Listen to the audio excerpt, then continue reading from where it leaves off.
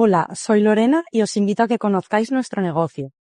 Somos una empresa familiar fundada en el 1986 por mis padres, en la cual yo me incorporé en el año 2009 y mi hermano en el 2019. Lo que más nos gusta es cuidar el trato cercano y personalizado con nuestros clientes y ofrecer un gran producto de calidad. Tenemos una amplia colección en alianzas de boda, fabricadas en oro blanco, oro amarillo y bicolor.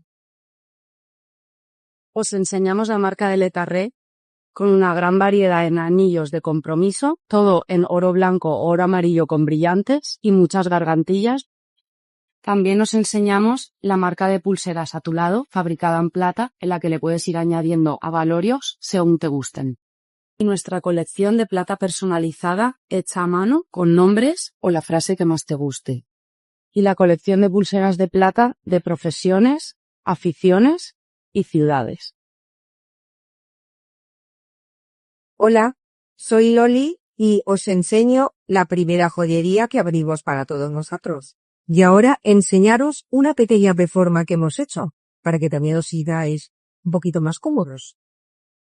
Presentaros también la colección de Lisca, que son joyas para caballero, toda en acero. También una colección muy bonita. Comentaros que la marca que tenemos de La Vida está hecha toda en plata bañada en oro y piedras naturales. Y también una gama muy amplia en relojería, tanto de señora como de caballero. Viceroy, Lotus, Festina, Casio, Marea, Marmadox.